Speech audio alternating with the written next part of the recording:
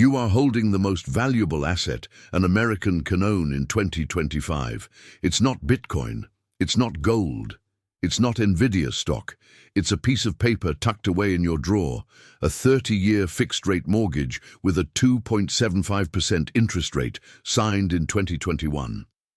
That interest rate is free money. It's a historical relic.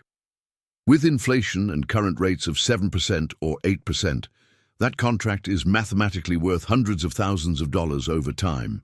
It's what we call golden handcuffs. But there's a problem, a big problem. You signed this contract with your spouse, and now the marriage is over. The scenario is one of war. One of you is leaving the house. The other wants to stay. You're the one who wants to stay. You look at the house and say, I can afford the $1,800 mortgage payment. It's cheap. Rent here is $3,000. I need to keep this house and this mortgage. It seems logical. You think, I'll just remove my ex's name and assume the debt. Welcome to the bureaucratic hell of mortgage assumption. You think the bank will be happy to transfer the debt solely to your name? Think again. The bank hates your 2.75% mortgage. They're losing money on it. They can take that money and lend it to someone else at 8%.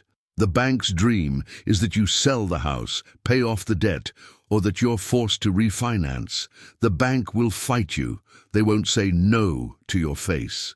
They'll use their most powerful weapon, silent bureaucracy. The conflict begins at the kitchen table.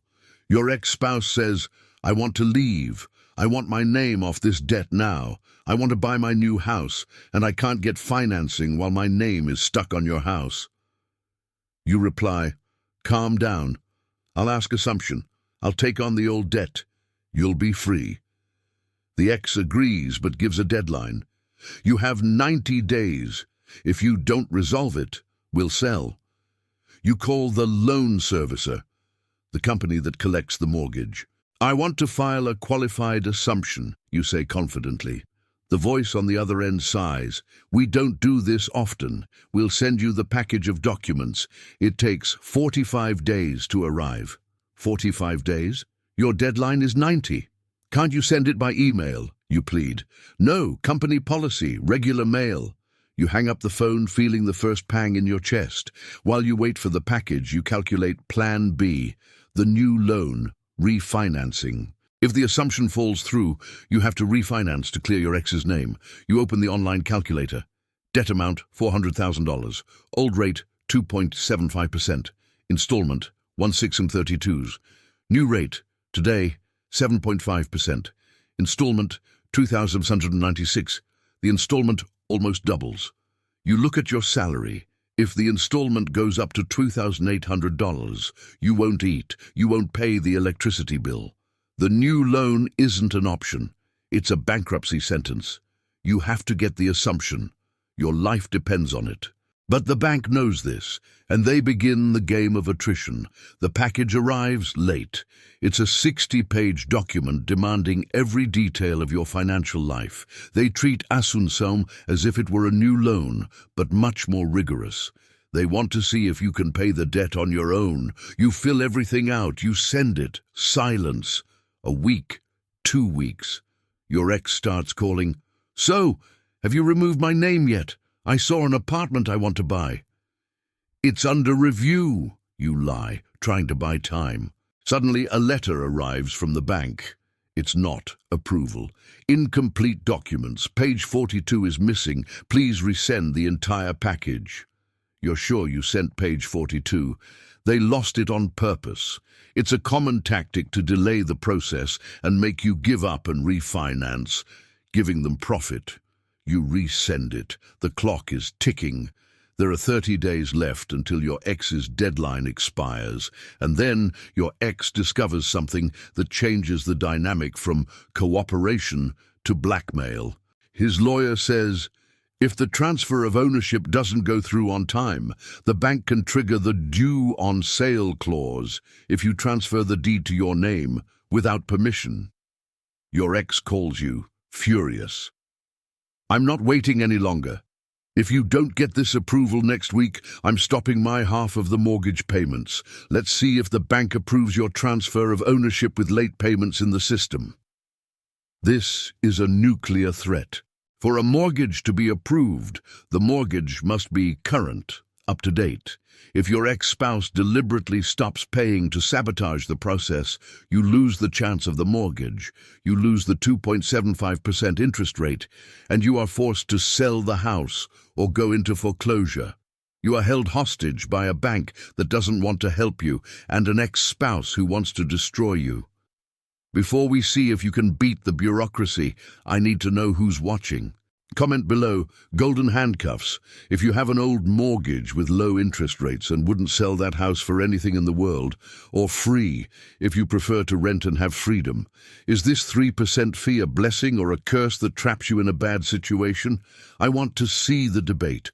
Leave a like if you want to learn how banks manipulate paperwork. Your ex's deadline is approaching. The bank remains silent. You decide to go to the bank in person. You yell, you cry. The manager says, "Sir, madam, the Asuncion department is in India. I don't have their phone number, only email." You return home defeated. And in your mailbox, a new surprise. Not from the bank, from the court. Your ex kept his promise. He filed a lawsuit to force the sale of the house, claiming that Asuncion is impossible and that you're just stalling. In the next chapter, we'll uncover Assumption's hidden trap that nobody tells you about. Even if the bank approves the debt transfer, they can refuse to release your ex's liability. This creates a zombie loan where the ex remains stuck with your credit and the war explodes. The email arrives on a Friday afternoon, the classic time for news that will ruin your weekend. The subject line reads, "Conditional approval for loan assumption." Your heart races. You feel a momentary relief. They approved it. I'll be able to keep the 2.75% rate. You rush to read the fine print, and it's there, in paragraph 4, subsection B, that the dream begins to crumble. The bank states, "We approve your creditworthiness to assume the $400,000 debt. However, this approval does not guarantee the release of liability for the co-borrower until all closing conditions are met and audited, which may take an additional 60 days after closing." Do you understand what this means? It means you'll assume the entire debt, but your ex-spouse's name will remain on the mortgage for another 2 or 3 months after everything is signed. You call your ex, trying to sell this as a victory. "Look, it's approved. You just need to wait a few months for your name to be removed from the system." His response is a scream, "No, I have an offer on a new house now. My bank says I can't close the new financing while this $400K debt appears on my credit report. If my name isn't removed today, the deal is worthless." Your ex doesn't want to hear about a post-closure audit. He wants his name cleared immediately, and he gives you an ultimatum. Either you get a letter from the bank clearing my name now, or I'll force the sale of the house in court next week. You go back to the bank. The bank says, "It's our policy, take it or leave it." You're caught between the rigid bureaucracy of a trillion-dollar bank and the desperate urgency of an ex-spouse. But the rabbit hole goes deeper. Let's talk about basic math that destroys dreams. You are assuming the $400,000 debt, but the house is worth $600,000. This means there is $200,000 of equity. Since you are divorcing, your ex is entitled to half of that equity, $100,000. The assumption takes care of the debt with the bank, but it does not take care of the payment to your ex. The bank will not lend you that extra $100,000. An assumption does not allow cash out. You only assume the existing balance. So, to keep the house, you need to assume a $400K mortgage, write a check for $100,000 in cash to your ex to make him leave. Do you have $100,000 in the bank? Most Americans don't have $1,000 for an emergency, let alone $100,000. You think, "I'll take out a second loan, a HELOC, Home equity line of credit to pay off my ex. You go to another bank to ask for the HELOC. The manager laughs. Sir, the bank with your primary mortgage, the 2.75% one, needs to authorize us to enter into a second position subordination agreement. And guess what? They stopped authorizing that in 2023 because the market is risky. You go back to the original mortgage bank. Will you allow me to take out a second loan to pay my ex in Asuncion? The answer is short, no. The bank wants you to fail. Remember, they want you to lose the 2.75% interest rate. They purposefully close all doors to secondary financing. They want to force you to take out a full refinance at 8% to catch the money from your ex. You're stuck in the equity gap. You have the house. You have the conditional approval. But you don't have the money to buy out the other person's share. Your ex realizes you don't have the money. I knew it, he says. You're stringing me along. You'll never be able to pay me back. And then the financial sabotage begins. It's the first of the month. The $1,800 mortgage payment is due. Normally, you split it, $900 each. You pay your $900. You expect him to pay his $900. Day 5, nothing. Day 10, nothing. You call. He doesn't answer. Day 15, the bank charges a late fee. But the problem isn't the late fee. The problem is the assumption's golden rule. The loan must be current to be assumed. If the payment is 30 days late and reported to the credit bureau, the assumption process is automatically cancelled. Does your ex know about this? Maybe. Or maybe he just wants to save money. But the effect is the same. He's sabotaging the process. You panic. You have to pay his share. You take $900 from your food electricity bill and pay his share. Now your monthly expenses have doubled. You're bleeding money to save a lawsuit that the bank is making difficult. You're stressed, sleepless, and broke. You make the fatal mistake. You call the bank's customer service and say the forbidden phrase, "I'm having financial difficulties because of my divorce. Do you have any support programs?" The agent, trained to follow a script, says in a sweet voice, "Of course, we can put you on a forbearance plan. You can go 3 months without paying anything to get organized." It seems like a miracle. 3 months without paying. That would give you breathing room to save money for your ex, right? Wrong. It's a trap. The second you enter forbearance or any loss mitigation, the assumption department receives an alert. The rule says loans in forbearance are not eligible for assumption. The bank has offered you the rope to hang yourself. If you accept the help, you kill assumption, lose the 2.75% interest rate, and the bank wins. Before we see if you fell into this trap, I need a reality check here in the comments. Comment, trap. If you think banks do this on purpose to lure people away from low interest rates, or rules, if you think it's just the system working. I see this happen every day. People asking for help and receiving a financial death sentence. Leave a like if you want the algorithm to show this warning to more people. You're on the phone. The operator asks, "Can I activate the payment pause now?" Your instinct screams. Something seems too easy. You say, "Wait, does this affect my assumption?"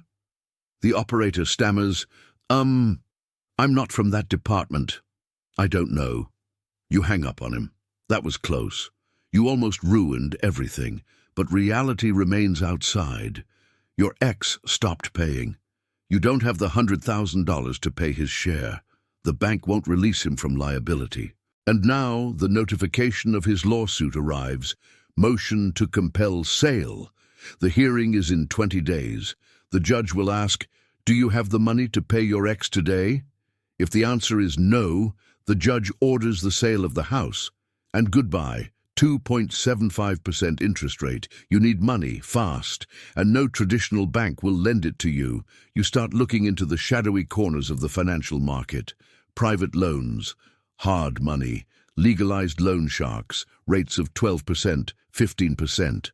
Is it worth taking out a $100,000 loan at 15% interest to save a $400,000 mortgage at 2.75%? You grab your calculator. The math is complex. The decision is terrifying. In the next chapter, we'll delve into the world of shadow lending. You'll try to find a private investor to cover the $100,000 hole. But you'll discover that these contracts have predatory clauses that could make you lose your house not to the bank and not to your ex, but to a stranger who smiles too much. The battle for 2.75% will turn into a high-stakes game. The calendar on your kitchen wall marks D-Day 18. 18 days until the court hearing where the judge will ask if you have the $100,000 to buy out your ex-spouse's share. If the answer is no, the gavel falls, the house is listed for forced sale, and your precious 2.75% mortgage goes up in smoke. You've exhausted all your clean options. Your bank rejected HELOC. The mortgage lender refused to increase your loan. Family members stopped answering your calls because they know you're going to ask for money. You're alone, sitting in the dark, listening to the hum of the refrigerator, with a calculator in your hand and despair in your throat.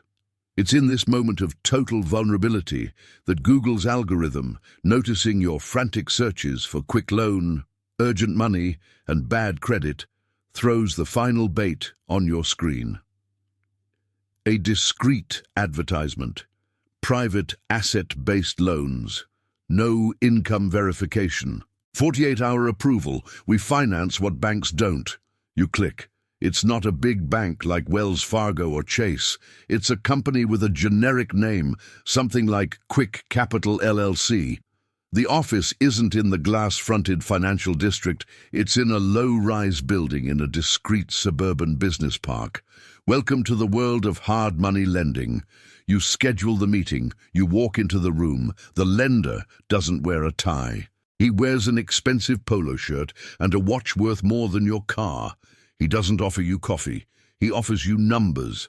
He doesn't want to know about your salary, your emotional pain, or your divorce. He only wants to know one thing: LTV, loan to value. The house is worth $600,000, he says, looking at the Zillow on his iPad. You owe $400,000 to the primary bank. That leaves $200,000 in equity. You need $100,000. This puts us in a position of calculated risk. He smiles. It's a shark's smile. I can lend you the $100,000 tomorrow, he says. You almost cry with relief. Really? What's the interest rate? 8%? 9%? The shark laughs, a dry laugh. Son, this is hard money. The money is expensive because it's fast, and I'm taking the risk of being second to the top behind your bank. The rate is 14% per year, interest only, and there's an origination fee of 5 points. You do the math in your head, dazed. 5 points means 5% of the loan amount paid up front. You borrow $100,000. He gives you $95,000. The other $5,000 stays with him as a service fee, but you need exactly $100,000 for your ex. So you need to borrow $106,000 to cover the fees and have $100K left over, he says, bored. And the monthly payment? $106,000 x 14%, $14,840 in interest per year, divided by 12 months. $236 per month. Let's add up the cost of your victory. Old mortgage, 2.75%, $1,800. New private loan, 14%, $1,236. Total monthly, $3,036. You look at the paper. In $3,036 is a lot of money. It's almost double what you were paying. But if you refinanced everything at a traditional bank at 7.5%, the payment would be $12,800 or $12,900. You try to justify the madness using the concept of blended rate. If I mix the low interest rate of the large debt with the high interest rate of the small debt, the weighted average is still around 4.5% or 5%. It's still worth it, you tell yourself. It's the lie we tell ourselves to sleep at night. But the shark isn't finished yet. He turns the page on the contract. Oh, and there's one more detail. This loan isn't for 30 years. I'm not a charity bank. I want my money back fast so I can lend it to someone else desperate. The term is 24 months. You freeze. In 2 years, you ask? Yes, in 24 months the contract expires. You have to pay me back the entire $106,000, a single final payment. This is called a balloon payment. The logic of the game is you pay $1,036 in rent for the money for 2 years. The principal debt never decreases. And on the last day, you have to pull $106,000 out of a hat. The bet you're making is, in 2 years, interest rates in the US will fall. The market will improve. I'll be able to refinance the entire house at a better rate and pay off this loan shark. You're betting your house on the economic weather forecast. If in 2 years interest rates are high, you lose your house to the shark. I accept, you say. You have no choice. The court hearing is in 18 days. You sign. The contract is thick, full of quitclaim deed clauses and aggressive guarantees. You've just taken out a second mortgage on your house with a corporate lender. The money is in your account in 48 hours. You write the $100,000 cashier's check to your ex-spouse. You hand it to him. Here it is. Get out of my life and sign the quitclaim deed. Your ex takes the check. He smiles. He doesn't care where the money came from. He doesn't care that you sold your soul at 14% interest. He only sees freedom. He signs the deed, transferring 100% of the house to your name. He drives off to buy a new car. You stay in the house. You won. You kept the 2.75% interest rate. You paid off your ex. You are the sole owner. You open a beer to celebrate. But the hangover comes faster than you think. For the private loan to be released, the shark registered a lien on the deed of his house at the county registry office. It's public. And his original bank, that giant that holds the 2.75% mortgage, has robots.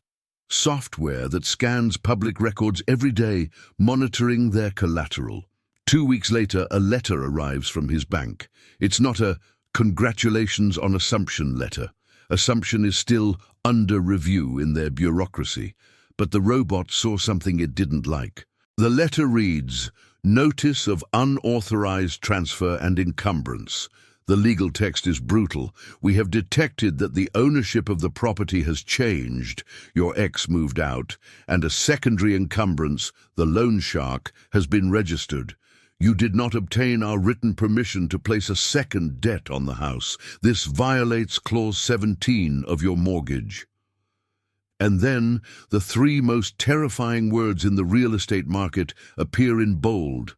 Acceleration clause triggered. Also known as due on sale. The bank is saying, you broke the rules.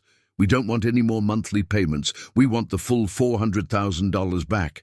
Now.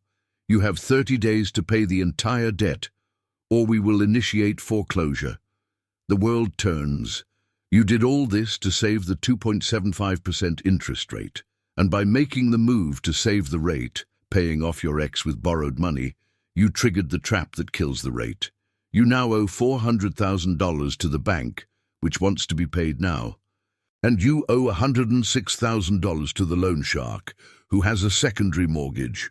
Total, $506,000 in immediate debt. The house is worth $600,000. If it goes to auction, it sells for $500,000. You are technically bankrupt. Before we see how you're going to try to explain this to the bank manager, I need to know, what would you do? Comment below.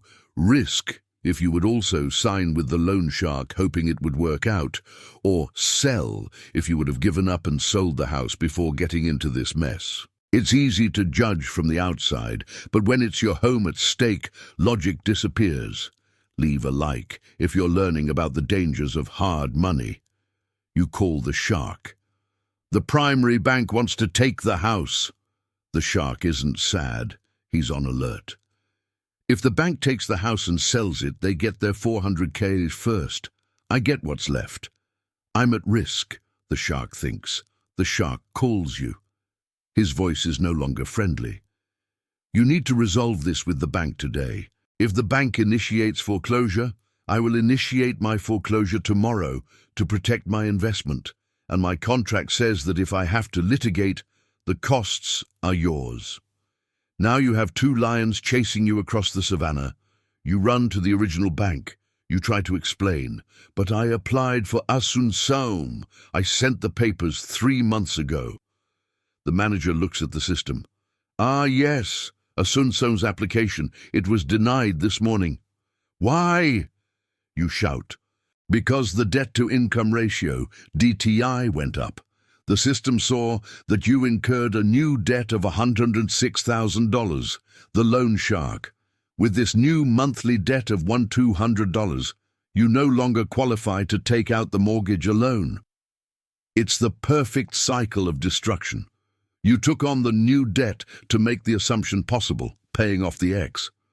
But the new debt caused you to be rejected for the assumption, high DTI. And the rejection for the assumption triggered the total sale clause. You're standing in the bank lobby. You paid off your ex. He's free with $100,000 in his pocket and a clean slate. He won. You're left with the house, 2 unpayable debts, and an eviction notice arriving in 30 days. But there's a loophole. A technical flaw in the acceleration clause that few lawyers know about. It's called the Garn-Saint-Germain Act of 1982, an old federal law that may prohibit the bank from invoking due on sale in divorce cases, even if there are new loans. You need a lawyer specializing in foreclosure defense, and they cost $500 an hour. Do you have the money? No, you spent it all paying off your ex. In the next chapter, we'll enter federal court. You'll try to use a 1982 law as a shield against the largest bank in the US. And meanwhile, the loan shark's balloon clock keeps ticking. Month 1 of 24. The countdown to the final explosion has begun. And you'll discover that your home has gone uninsured, homeowner's insurance, because the change in ownership confused the insurer, leaving you exposed to any natural disaster. You're sitting in a worn leather chair in a stuffy office, surrounded by dusty law books. The lawyer in front of you doesn't look like the TV lawyers in Italian suits. He looks like a weary boxer. He's a foreclosure defense specialist. You've just told him your tragic story. The divorce, the 75% interest rate, the 14% loan shark, and the acceleration letter from the bank demanding the $400,000 now. He listens in silence. Then he pulls out a book and opens it to a marked page. The bank is bluffing, he says, his voice hoarse. Or at least, they're testing whether you know federal law. He points to a strange name on the page, Garn-Saint-Germain Depository Institutions Act of 1982. What's that, you ask? It's your shield, he replies. In 1982, Congress passed this law to prevent banks from taking people's homes just because they transferred the deed to family members. He explains the trick. Federal law explicitly prohibits a bank from invoking the due on sale clause if the property transfer is the result of a divorce decree where the spouse continues to live in the house. The bank knows you're divorced, the lawyer continues. They know that under federal law, they cannot demand full payment just because your ex is no longer on the deed. They sent that acceleration letter to see if you panic and sell the house or refinance it, which would be profitable for them. You feel a surge of hope. So I won. They can't take the house. The lawyer raises a finger. Calm down. The law protects the transfer of ownership, but it says nothing about the second lien you took out without permission. The bank's strategy has changed. They will argue in court, Your Honor, we are not foreclosing the debt because of the divorce. We are foreclosing because he placed a high-risk debt, hard money, on the property, which violates the no encumbrance clause. It's a technicality battle. The lawyer says he'll charge $5,000 to draft a cease and desist letter citing the Garn-Saint-Germain Act and threatening to sue the bank for predatory practices. He bets that the bank, being a bureaucratic giant, will prefer to back down rather than spend $50,000 on lawyers to fight over a technicality. You pay the $5,000 using your credit card limit because you have no more cash. The letter is sent. The bank remains silent for 3 weeks, and then a response arrives. Notice of acceleration termination. The bank backed down. They reinstated the loan. You won. The 2.75% rate is saved. You kept the house. You want to shout with joy. You defeated Goliath. But while you celebrate, a discreet letter arrives in your mailbox. It's not from the bank, it's from your insurance company, State Farm, Allstate, etc. Policy cancellation notice. The reason? Significant change in risk, lack of occupancy by the original policyholder. It turns out the policy was in your ex-spouse's name. When he left the deed and changed address, the insurance company's system cross-referenced the data and cancelled the coverage. Or maybe he called himself to cancel and get a refund of the unused premium, the refund check he pocketed and didn't tell you about. You think, okay, I'll get a new insurance policy in my name tomorrow. You call the insurance companies. Sorry, sir. We see here that there is a foreclosure process initiated, even if cancelled, and a hard money loan registered on the property. This classifies the house as high risk. We cannot issue a policy. You try another, and another. Nobody wants to insure the house. And guess who finds out the house is uninsured? The bank. And here comes the dirtiest financial scam in the industry, force-placed insurance. The mortgage contract states that if you don't maintain insurance, the bank has the right to purchase insurance on your behalf to protect their asset. The problem? Regular insurance costs $1,200 per year, $100 month. Force-placed insurance costs $5,000 or $6,000 per year, $500 month. And it only protects the structure of the house. If the house catches fire and your furniture burns, zero coverage. If a thief steals your TV, zero coverage. It's the most expensive and useless insurance in the world. The bank automatically adds the cost of this insurance to your monthly payment. We'll update your Victoria old mortgage, 2.75%, $1,800. Loan Shark hard money, 14%, $1,236. Mandatory insurance, new cost, $500. Credit card, attorney, $200. Minimum payment. New total monthly expense, $3,736. You earn $4,000 net per month. That leaves you with $264 for food, gas, water, electricity, and internet. You are technically insolvent. You are house poor.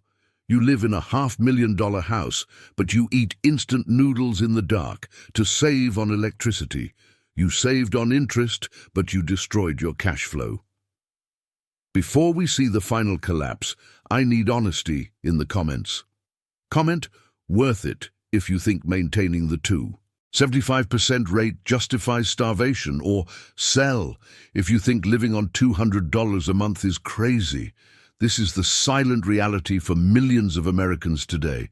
They have low rates, but unbearable living costs. Leave a like if you're shocked by the cost of mandatory insurance. You endure this starvation regime for 3 months, but the shark, the loan shark, smells blood. He monitors your credit. He sees you maxing out your cards to eat. He knows the $106,000 balloon payment is due in 21 months. And he knows that at this rate, you'll never have that money. The shark doesn't want to wait 2 years. He wants the house now. He finds a loophole in his contract. A solvency maintenance clause. If the borrower's debt ratio worsens drastically, he can consider the loan in technical default. The phone rings. It's Shark. I saw that the bank put forced insurance on the house, he says. That diminishes my security. I'm calling the loan. I want the $106,000 back in 30 days, or I'll initiate foreclosure on my second mortgage. You yell, but I'm paying on time. He replies, you violated the insurance clause. You're a risk, pay or leave. Now you have the primary bank, which you defeated with the 1982 law, quiet but charging high rates, and you have the secondary loan shark trying to steal the house from behind. If the loan shark forecloses, he takes the house, assumes the 75% mortgage. Yes, investors can do that, and kicks you out onto the street. He gets the house and the low interest rate. You're left with the credit card debt. You're cornered. You don't have money for another lawyer. You only have one way out: sell the house. But if you sell the house now in a hurry, you'll pay $400,000 to the bank, $106,000 to the loan shark, $10,000 prepayment fine, prepayment penalty from the loan shark. Yes, it was in the fine print. $30,000 in brokerage commission, total $546,000. The house is worth $600,000. Remaining $54,000. 2 years ago, you had $200,000 in equity. You paid $100,000 to your ex, and now you're leaving with $50,000. Where did the other $50,000 go? Loan shark interest, forced insurance fees, lawyers and penalties. You're about to give up. But then, in the early hours of a Tuesday morning, an insane idea pops into your head. An idea that navigates the grey area of real estate illegality. If you can't afford the house and you don't want to sell the house, maybe you could rent the house. Not a regular rental, a rooming house, luxury tenement. You have 4 bedrooms. You can live in the adapted garage and rent the 4 bedrooms for $1,000 each. Total $4,000. That covers the debts. But the bank prohibits rooming houses. The city prohibits them. Zoning laws. The insurance company prohibits them. Are you willing to become a slumlord in your own home to save on the 75% tax? In the next and final chapter, we'll see your house transformed into an illegal hotel, the neighbors reporting you, and the bittersweet ending where you discover that financial freedom sometimes means living in the garage of the house you own on paper, and the final lesson from the IRS about undeclared rental income. Welcome to your new life. You own a $600,000 house in a respectable American suburb, but you don't sleep in the master suite with its walk-in closet. You sleep on an air mattress behind a makeshift curtain next to the washing machine and lawnmower in your own garage. The master suite? Rented to a young couple for $100 to $200. The other 2 bedrooms, rented to students for $900 each. The living room? Converted into a makeshift bedroom with cheap drywall partitions, rented for $800. You've become what your neighbors fear most, an illegal boarding house operator. The math, however, is unbeatable. Total rental income, $3,800. Your job salary, $4,000. Total, $7,800. House expenses, mortgage plus loan shark plus forced insurance plus bills, $4,500, increased due to excessive water electricity usage by tenants. Remaining, $3,300. You're no longer starving. You're paying the loan shark. You're paying the bank. You saved the house, but at what cost? Your house has become a zoo. Strangers use your bathroom. Food disappears from the refrigerator. There are fights over the TV volume at 2 a.m. The smell of marijuana seeps under the door of bedroom 2. You live in constant fear. Fear that they will destroy the house. Fear that the loan shark will find out. Fear that the bank will find out. And above all, fear of the neighbors. The middle-class neighborhood wasn't designed to have 6 cars parked in front of a single house. The neighbors start noticing the flow of strange people. They see you leaving the garage in the morning in your pajamas. The neighborhood watch group, HOA, homeowners association, or the gossipy neighbors on the Nextdoor app start posting photos of your house. Suspicious activity, abandoned cars, excessive trash. On a Tuesday morning, a white car bearing the city's coat of arms pulls up in front. A man with a clipboard gets out. It's not the bank, it's code enforcement. He knocks on the garage door, your new front door. We've received complaints of illegal occupancy and unauthorized garage conversion, he says. I need to inspect the property. You try to deny him entry. Without a warrant, you don't enter. He smiles. That's fine. I'll come back with an administrative warrant tomorrow, and if we find violations, the fine is $1,000 per day until it's corrected. Panic returns. If the city shuts down your rental scheme, you lose your income. If you lose your income, you stop paying the loan shark. If you stop paying the loan shark, he takes the house. You're living on a knife's edge. And then the end of the year arrives, tax time. You collected almost $40,000 in under-the-table rental income, cash Venmo. You think, I'm not going to declare this. The IRS doesn't know. Big mistake. Payment apps, Venmo, Cash App, Zelle, now send Form 1099-K to the IRS if you moved more than $600. The government knows. You are required to declare this income on Schedule E of your income tax return. If you declare it, you have to pay income tax, which eats into your profit margin.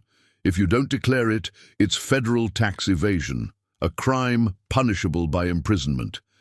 And there's another IRS catch. If you rent out the house, you lose the capital gains tax exemption for your primary residence, that $250,000 exemption, in proportion to your usage. And when you finally sell the house, the government will charge a tax called depreciation recapture of 25%. You've created a tax nightmare that will haunt you for decades. You're sitting in your cold garage. You hear your tenants laughing in the living room, the room that used to be yours, where you planned to grow old. You look at the mortgage papers on the wall, interest rate 2.75%. It was supposed to be your greatest trophy, your asset. But now you realize the brutal truth. That rate isn't an asset, it's a prison. You destroyed your marriage, your credit, your peace of mind, and your dignity just to avoid giving up a cheap contract. You became a slave to the house. The house doesn't serve you, you serve the house. The phone rings. It's the shark, the loan shark. 6 months until the $106,000 balloon payment, he reminds you. How's the refinancing going? You know you won't be able to refinance. Your credit is ruined by heavy credit card use. You don't have the $106,000. The end of the line has arrived. The effort was in vain. You'll have to sell. But now selling is more difficult. You have tenants living there. Trying to sell a house with tenants inside is awful. They don't allow visits. They leave the house dirty. You have to evict them. But in your state, eviction takes 6 months. You're trapped in a maze you built yourself. The outcome? You accept an offer from a cash buyer investor, perhaps that same shark, using a shell company. Sale price, $520,000, discounted because the house is occupied and needs repairs. Debts to pay, primary bank balance, $390,000. Loan shark, $106,000. City fines, $5,000. Closing costs, $10,000. Remaining, $9,000. You walk out of the house with $9,000 in your pocket. 2 years ago, you had a family and $200,000 in equity. You lost $191,000 trying to be smart and keep the rate low. You lost the war. You load your air mattress into the car. You look at the house one last time. The sold sign is in the yard. The new owner will kick out the tenants, do a cosmetic renovation, and sell it for $650,000. You start the car and drive away, heading to a rented apartment, where the interest rate doesn't matter, where if the pipe bursts, you call the landlord, where you don't sleep in the garage. For the first time in years, you feel a strange sense of lightness. You lost everything, but you got your freedom back. The final lesson: never make financial decisions based solely on the interest rate. A 2.75% interest rate on a house that's ruining your life is far more expensive than a 7% rate on a life you can afford. Mortgage assumption is a powerful tool, but if you don't have the money to buy your ex-spouse's share outright, it's a deadly trap. Don't fight the math.